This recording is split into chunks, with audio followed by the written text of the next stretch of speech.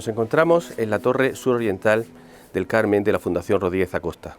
Este magnífico edificio, concebido por el pintor José María Rodríguez Acosta entre 1916 y 1918, surge del jardín. Como ya hemos dicho en otras ocasiones, la concepción del jardín fue la que derivó finalmente la construcción de este elegante juego de masas y volúmenes. Desde la cubierta se percibe algo más del ideario del autor.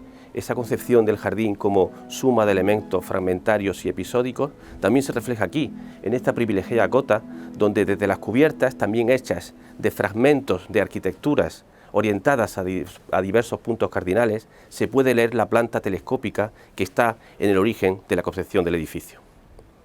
Por tanto, nos encontramos ante los últimos episodios del jardín. Un jardín que arranca a la altura de la calle Aire Alta y culmina justamente aquí con una visión de 360 grados sobre el paisaje y que seguramente constituía un punto de aislamiento del pintor en su lugar favorito de creación.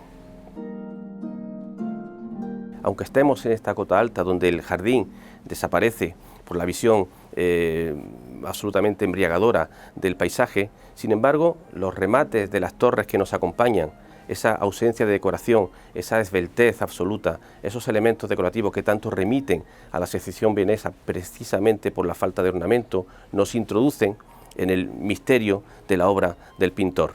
Al igual que el jardín, esta suma de fragmentos, esta suma de desniveles, esta suma de episodios fragmentarios que nos orientan a diversos puntos del paisaje, no hacen sino confirmar todo el ideario cultural que el pintor desarrolló en este magnífico edificio. Hubo unos años, entre 1916 y 1920, en que no se sabía exactamente cuál fue el avance de las obras de este Carmen de la Fundación Rodríguez Acosta.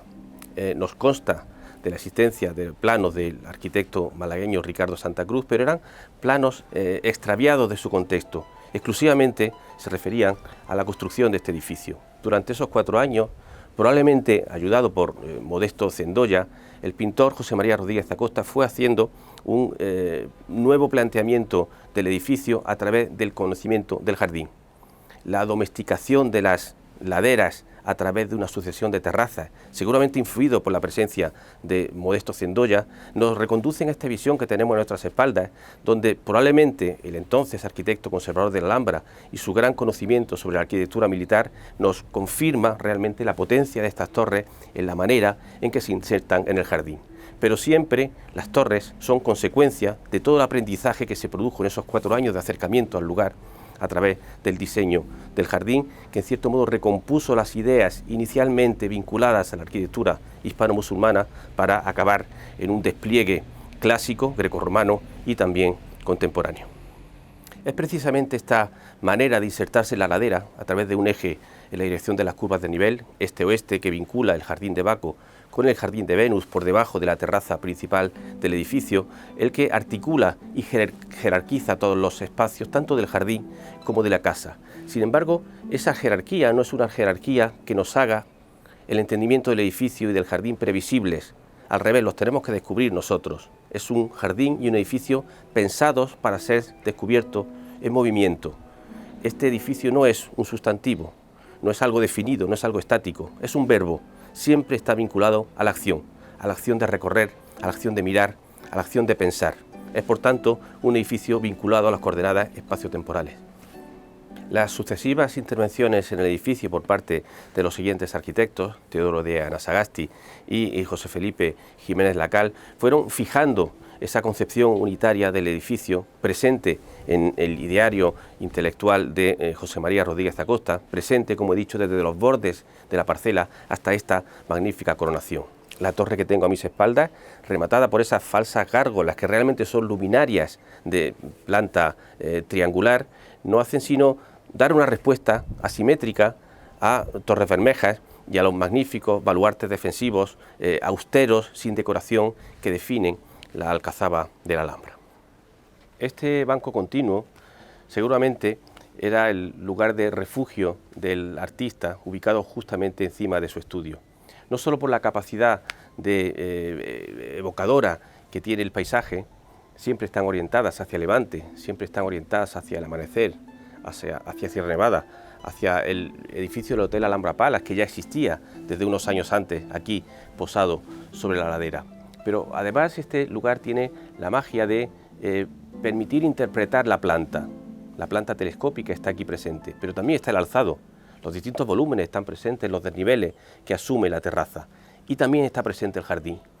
El jardín que se descubre a través de fragmentos, de esculturas, de columnas, de fuentes que se insertan con habilidad sin perder la noción del todo, aquí está absolutamente descarnado. No precisa más que la propia esencia del edificio para definir este conjunto de desniveles que nos referencian el paisaje y lo convierten en un lugar de reflexión del artista Rodríguez Acosta.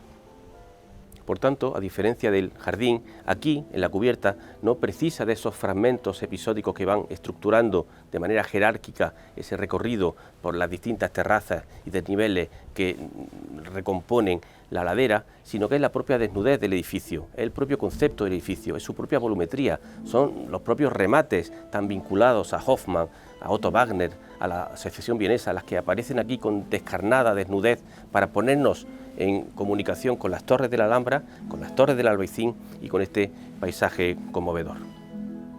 Este remate curvo que se adjunta a la torre noroccidental de la Fundación Rodríguez Acosta inevitablemente remite a los baluartes cilíndricos que están al pie de la Puerta de la Justicia o de la Puerta de los Siete Suelos. Referencias visuales permanentes, pero también una topografía inventada. En próximos episodios seguiremos incidiendo sobre estas habitaciones sin techo, sobre estos elementos con el cielo abierto que no expresan sino esos afanes creativos de este edificio autobiográfico.